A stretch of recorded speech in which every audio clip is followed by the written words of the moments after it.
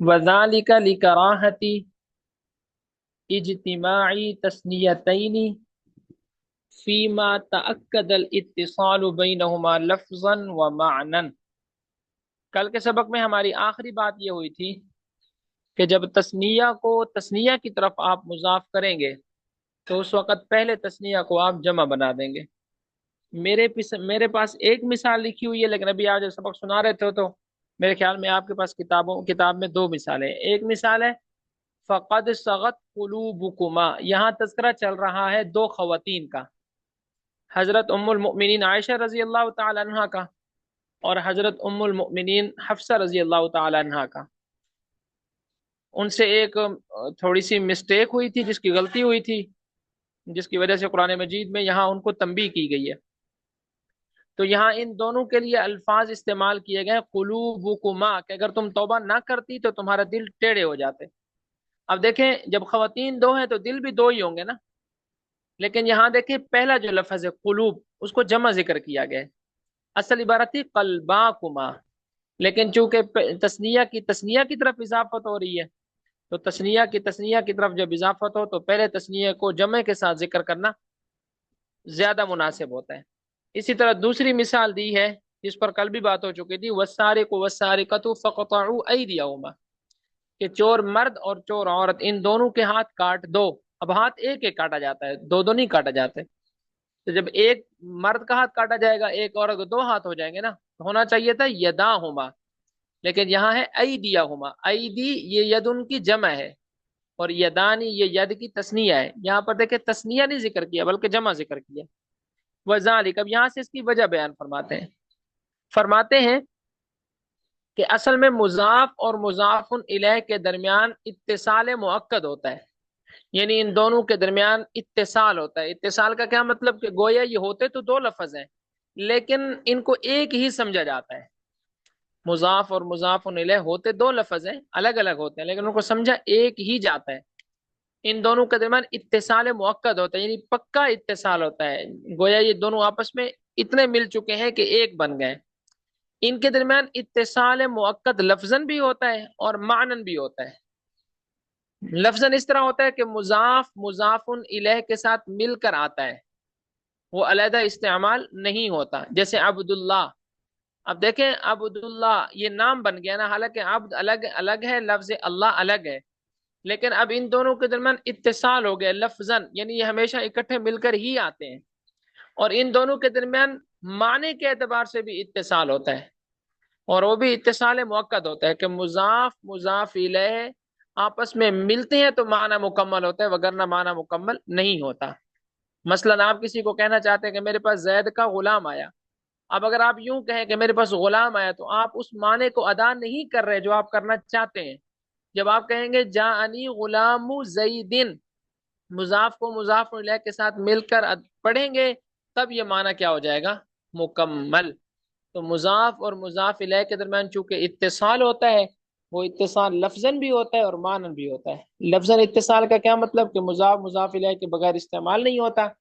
और मानन इत्तिसाल का क्या मतलब, कि जो माना आप अदा करना चाहते हैं, जब तक आप मुजाफ इलैह को जिक्र नहीं करेंगे वो माना आप अदा नहीं कर सकते। तो जब इन दोनों के दरमियान इत्तिसाल मुअक्कद होता है और तस्नी, इसलिए पहले तस्निया को जमा बना दिया जाता है। और पहले तस्निया को जमा बनाने की यही वजह है कि जहां पर इत्तिसाल हो वहां दो तस्निया जमा नहीं होते, बल्कि वहां पर आप पहले तस्निया को क्या बनाएंगे, जमा बनाएंगे। कलाम अरब में ऐसा होता नहीं है कि जहां इत्तिसाल भी हो और दो लफ्जों के दरमियान आप वहां पर दो तस्नीये लेकर आ जाए।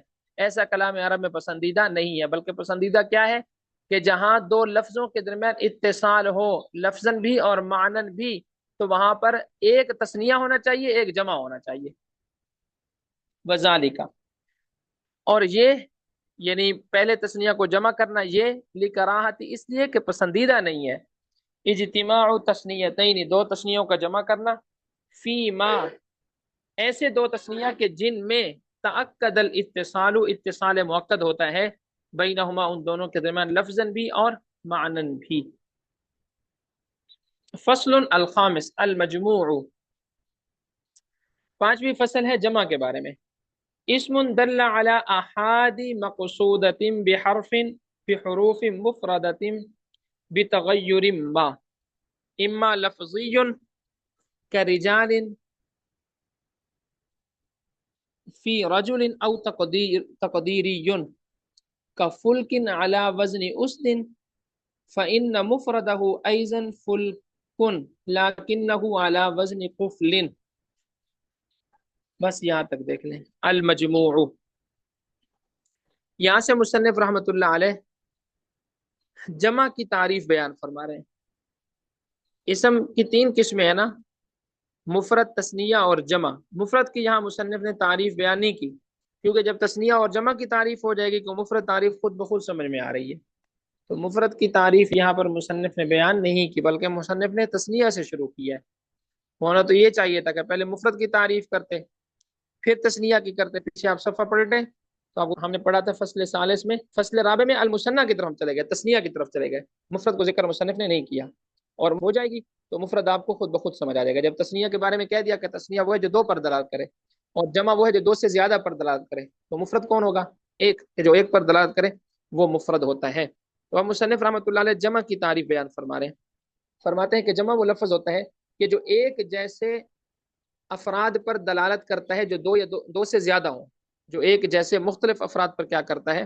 دلالت کرتا ہے. یہ مفرد کی مصنف رحمۃ اللہ علیہ نے تعریف کی کہ وہ اس سمے جو ایسے افراد پر دلالت کرے کہ جو ایک جیسے ہوں لیکن وہ ہوں دو سے زیادہ، تین ہوں یا تین سے زیادہ ہوں. اب جب آپ جمع بناتے ہیں تو پھر اس میں بسا اوقات مفرد کے اندر تبدیلی کرتے ہیں. وہ تبدیلی یا تو لفظاً ہوتی ہے، یعنی وہ تبدیلی لفظوں میں آپ کو نظر آ رہی ہوتی ہے، یا پھر وہ تبدیلی تقدیراً ہوتی ہے، مطلب آپ کو لفظوں میں وہ تبدیلی نظر مفرد کے اندر نہیں آئے گی. مثال اس کی کہ آپ جمع بنائیں اور مفرد کے اندر تبدیلی کریں، جیسے رجال یا رجلن کی جمع ہے، مطلب حرکات میں بھی تبدیلی کر دی، الف کا بھی اضافہ کر دیا. لیکن بسا اوقات آپ مفرد تقدیراً ہوتی ہے، مطلب ہم اس تبدیلی کو فرض کر لیتے ہیں. جیسے یہاں پر ایک مثال دی ہے، جمع کے لیے بھی بولا جاتا ہے، جمع کے لیے بھی ان کے وزن پر ہوگا، اور اس اسد کی جمع ہے تو فلک اس دن کے وزن پر ہوگا، تو ہم کہیں گے کہ یہ جمع ہے. یعنی ہم اس کی وزن کی جو تشبیہ ہے اس کو تبدیل کر دیں گے. جب ہم کہیں گے کہ یہ جمع ہے تو کوئی ہم سے سوال کرے گا کہ یہ جمع کیوں ہے، تو ہم کہیں گے اس لیے کہ یہ اس دن کے وزن پر ہے، اس دن جمع ہے تو یہ بھی جمع ہے. اور اگر ہم کہیں گے کہ فلک یہ مفرد ہے تو سوال کرنے والا سوال کرے گا کہ یہ مفرد کیوں ہے، تو ہم کہیں گے یہ قفل کے وزن پر ہے. جب قفل مفرد ہے تو یہ بھی کیا ہوگا؟ مفرد. مقصودۃ بحروف مفردۃ بتغیر ما. جمع وہ اس میں جو ایسے افراد پر دلالت کرے جو حروف مفردہ سے مقصود ہوں، جو حروف مفردہ سے مقصود ہوں معمولی تبدیلی کے ساتھ. یعنی جو حروف مفرد کے اندر ہوتے ہیں وہی حروف جمع کے اندر بھی ہوتے ہیں، اور انہی حروف سے مختلف افراد پر یہ لفظ دلالت کر رہا ہوتا ہے تھوڑی بہت تبدیلی کرنے کے ساتھ. وہ تبدیلی یا تو لفظی ہوگی کہ رجال، جس طرح کہ رجال فی رجل رجلین والی مثال میں، او تقدیری، یا پھر وہ تبدیلی تقدیری ہوگی، یعنی اس تبدیلی کو آپ فرض کر لیں گے. کا فل کی، جس طرح کہ فل کا لفظ اعلی وزن اس دن، اگر اس دن کے وزن پر ہوگا تو جمع ہے. فإن مفردہ ایضا اعلی وزن قفل، لیکن وہ قفل کے وزن پر ہوتا ہے. فقوم ورهط ونحوه وإن دل على أحد لكنه ليس بجمع إذ لا مفرد له. بس یہاں تک دیکھیں. یہاں سے مصنف رحمۃ اللہ علیہ کے اعتراض کا جواب دے رہے ہیں. اعتراض یہ ہے کہ ہم آپ کو ایک ایسا لفظ دکھاتے ہیں کہ جو مختلف افراد پر دلالت کرے گا لیکن وہ جمع نہیں ہوگا. تو آپ کا یہ کہنا کہ ہر وہ لفظ جو مختلف افراد پر، دو سے زیادہ مختلف افراد پر دلالت کرے وہ جمع ہے، یہ آپ کی بات ٹھیک نہیں ہے. آپ نے یہی کہا ہے نا کہ جمع وہ ہے کہ جو دو سے زیادہ مختلف افراد پر دلالت کرے. تو ہم آپ کو دکھاتے ہیں کہ ایک لفظ ایسا ہوگا کہ جو مختلف دو سے زیادہ افراد پر دلالت کر رہا ہوگا لیکن آپ اس کو جمع نہیں کہہ سکتے. جیسے قوم کا لفظ ہے، راحت کا لفظ ہے. اب قوم بہت سارے افراد پر دلالت کرنے کے لیے یہ لفظ بولا جاتا ہے، راحت لشکر کو کہتے ہیں، یہ بھی بہت سارے افراد پر دلالت کرنے کے لیے بولا جاتا ہے، حالانکہ یہ جمع نہیں ہے. جواب یہ ہے کہ ہم بھی یہی کہتے ہیں کہ یہ جمع نہیں ہے. لیکن یہ جمع کیوں نہیں ہے؟ اس کی وجہ یہ ہے کہ ان کا مفرد نہیں ہے. اگر ان کا بھی کوئی مفرد ہوتا تو پھر ہم اس کو جمع مانتے ہیں. جیسا کہ رجال، اس کا مفرد پیچھے رجل موجود ہے. اسی طرح فلک، اس کا بھی مفرد پیچھے موجود ہے. لیکن قوم اور راحت، ان کا پیچھے مفرد موجود نہیں ہے، اس لیے ہم اس کو جمع نہیں کہتے، بلکہ ہم اس کو کہتے ہیں کہ یہ لفظ تو مفرد ہے لیکن دلالت یہ کئی افراد پر کرتا ہے. فقوم وراحت، بس قوم کا لفظ اور راحت کا لفظ، ونحو، اور اسی طرح اور الفاظ بھی ہیں نیچے لکھا دیں مختلف افراد پر، لیکنہ لیس بجمع، لیکن یہ جمع نہیں ہے، اذ لا مفرد له، اس لیے کہ ان کا مفرد نہیں ہے.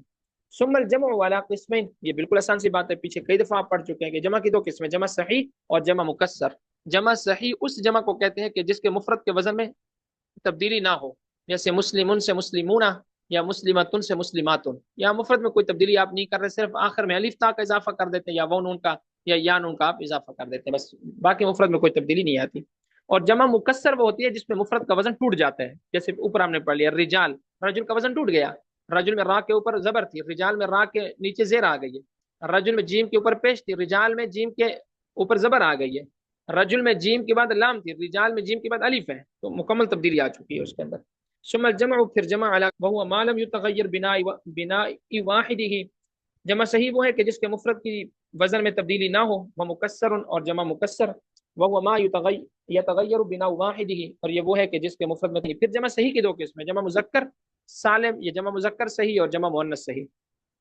जमा मुजक्कर सही कौन सा है? वहुवा मा उल्हिक बि आखिरिही वावुन मज़मूम मा क़बलहा, कि जमा मुजक्कर वो है कि जिसके आखिर में वाव मा कबल मजमूम हो, व नून मफ्तूहातुन, और नून मफ्तूहा मा क़बलहा, या फिर उसके आखिर में या मा कबल मकसूर हो, व नून कज़ालिक, और नून इसी तरह मफ्तूह हो, बात पर कि अन्ना माअहू अक्सर मिन्हु, कि बेशक उसके साथ उससे ज्यादा अफराद मौजूद हैं।